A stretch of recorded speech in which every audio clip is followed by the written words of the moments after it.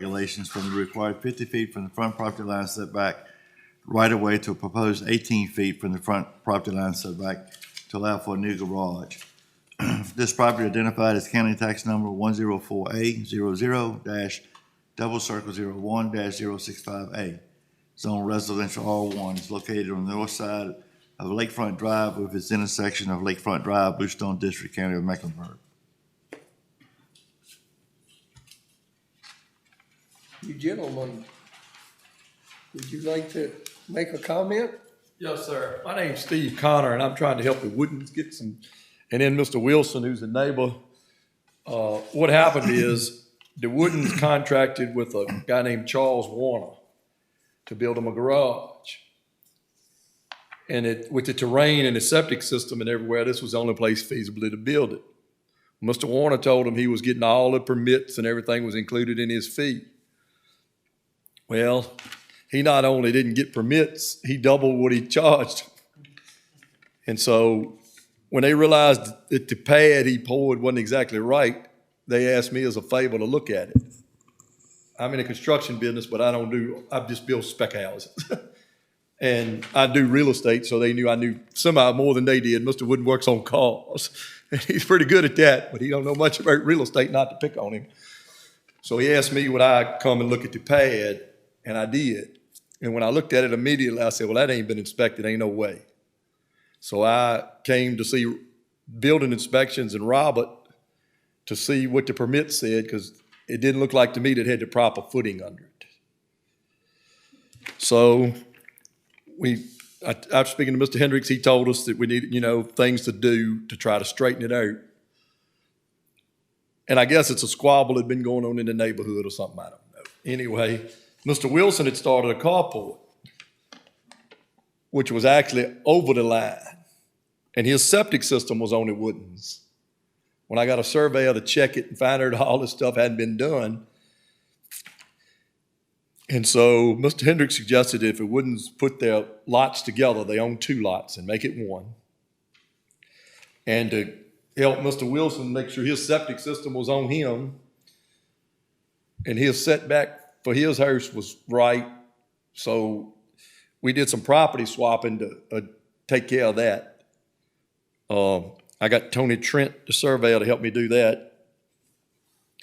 And we located the pad, and there was a shed that was already there prior to the pad. The man tore it up, but kind of set that back on the pad, I guess you would say, in pretty much disrepair. Mr. Wooden repaired that. And then he's got this pad. He'd like to put a garage on to store some boats and stuff to keep it out of sight. There's some garages across the road that I don't think they meet the setback either, but that's not here or there. But this is the only feasible place he can put it, and it's about 5 foot short of being able to get it in there from the edge of the right-of-way on that private road. And by the time he puts a footing on the outside of this pad and you have an overhang so your wall doesn't rot, he would need, to be within 18 foot of the edge of the right-of-way. And that's the only feasible place with his septic system and the terrain to put a garage. Mr. Warner shoved another driveway in there that he wasn't supposed to either. And he shoved some dirt down dangerously close to the core. If you get it on the core, that would cause the Woodens another problem. So they're asking for a variance to, instead of 25-foot setback, is that right, Robert? 50. 50-foot setback. Right. To be able to use that existing pad and put an overhang on their garage when they build it, so that it would be within 18 foot, because I know y'all counted the edge of the gutter in Mecklenburg. Is that correct? That's what it was when I built my house a long time ago. Be the edge of the property line. Yeah, but I mean the edge of the gutter, in other words, Oh, yeah, up in the yeah, air. yeah. The gutter, counts. yeah. And so I'm trying to give him a safety measure to make sure we put a garage on top of that pad that it won't hang over. In other words, I didn't want to tell you 19 feet and there's no way to make a gut and have a gutter and drain properly. So they were asking for 18 feet. They've done everything they could to correct the other problems that were there when they bought it in 2000, and they didn't have any idea these other problems existed with the property lines until we got it surveyed and into this.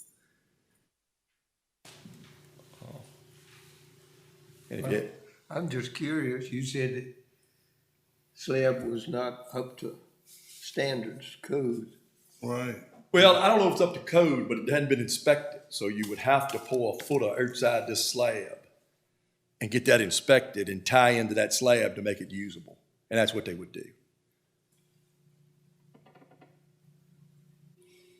And they'd like to have a garage to store, vehicles and boats and stuff to keep it, in a more sightly manner, rather than just sitting out in the yard with a tarp on it.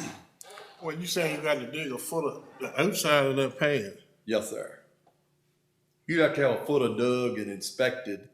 They'd have to get this variance, which I guess, I don't know if they still got to pay a permit after this for zoning. I assume they probably do. And then they'd have to get a building permit, and then they'd have to show that. And then, get it inspected as it went, which is what this gentleman told him he was doing. He said he knew the building inspector in Mecklenburg. They were big buddies. But evidently, when we checked after I looked at it, he didn't even have a contractor's license. He had somehow, for about 5 years, hadn't had one.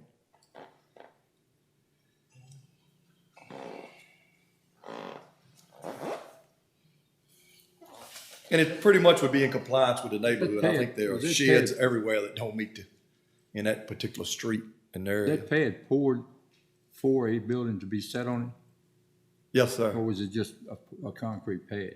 It was poured for a building to be set on. They had the pad inspected? No, he said no, they didn't. No, They did have an inspector.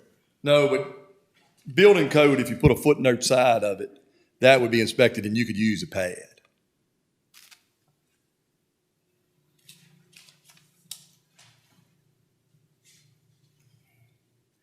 They got about $8,000 or $9,000 in a pad that was supposed to have a building on it, that the gentleman charged them, and they trying to recover it and put their building on top of it.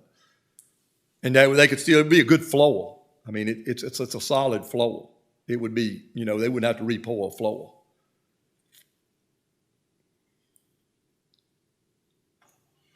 And they really can't slide it because of the septic system down the hill anymore towards the house.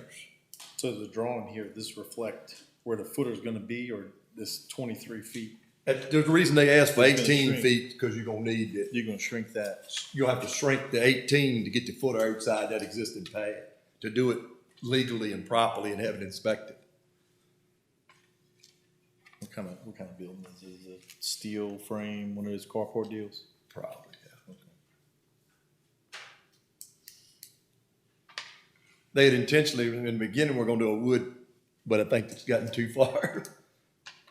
We'll have to do a steel now. And I don't know if any of you went and looked at it. We measured and had to survey and put a stake in the ground at 18, where 18 feet would be. That's that corner. I looked at it a few minutes ago. So when you turn the driveway up in the corner of the state, Yes, sir. Okay. There's one right there, and just in that bank cut there, that's already cut, right in there. Yes, sir. And I know some of the adjoining neighbors okay with it, and Mr. Wilson came, and he's immediately next door. If it affected anybody, it'd be Mr. Wilson, and I'll have to let him speak for himself, but. Well, Mr. Wilson's the one that did the land swap with Yes, sir. Because Mr. Wilson's septic system was encroaching. encroaching in Mr. Wilson's carport, so we got that where that meets. We've gotten every setback we could correct it. You've had a real can of worms, haven't you? I think Mr. Wooden might be sorry, he got me to go look at it. But Rob will tell you, I've been dealing with Mecklenburg for a long time, and I try to do it right, so when he asked me, I just came to see what we needed to do. To get it straight for him the best we could with what we had to work with.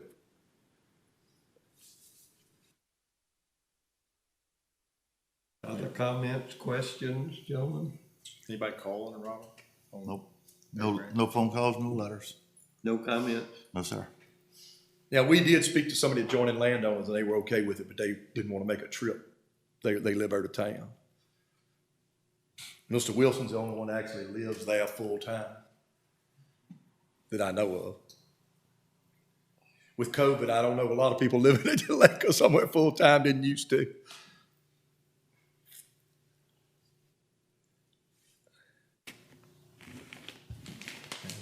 It doesn't look like it would adversely affect anything on the up into that street to me in a real, I'm in the development business.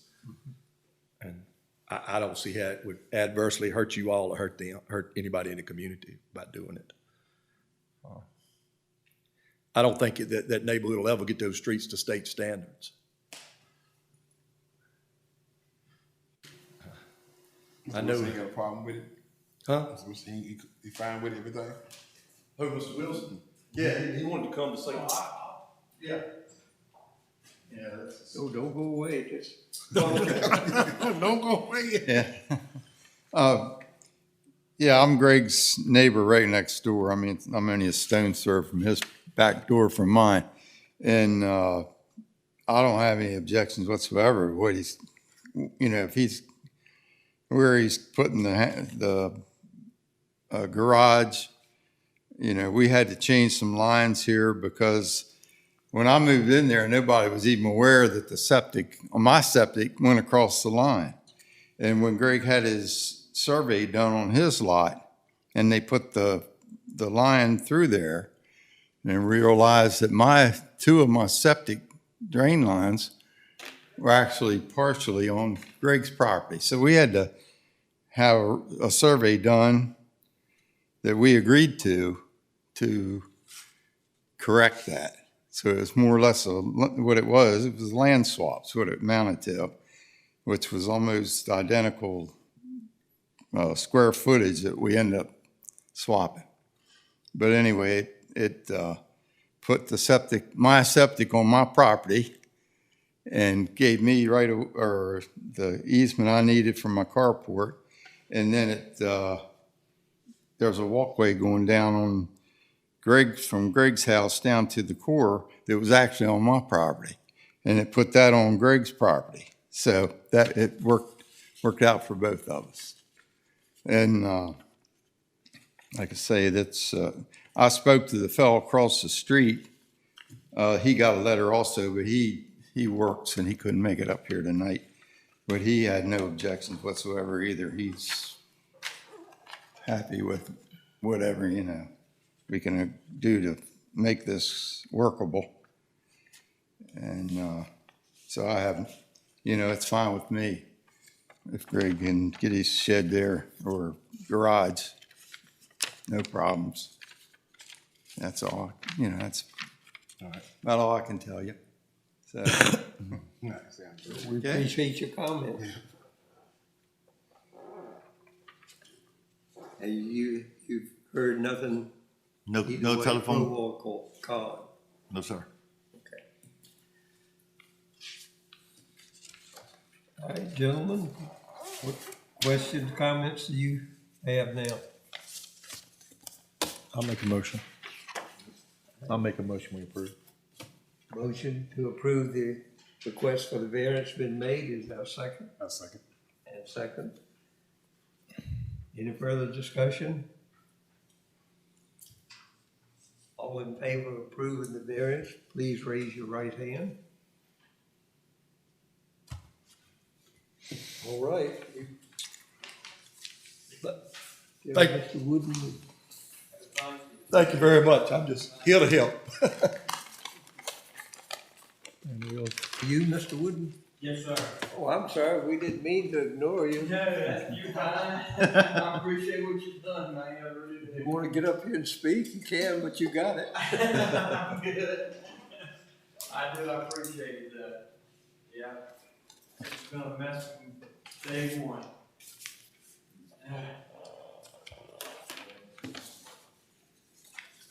They can come get the permits anytime they need to now. All right.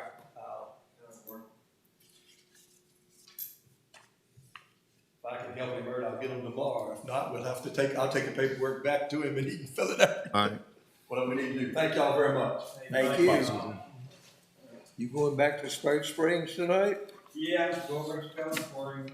I'm gonna stay in Mecklenburg tonight. Okay. Well, have a safe trip. I'll help you get the zoning permit. You're gonna have to get a builder to get your building permit. All right. I'm a builder, but I ain't getting it. All right. That'll be fine. Thank you, Yeah, have a gentlemen. good night. Thank you all. Next order is approval of the minutes for remember the date, April 27th. right, 27th meeting.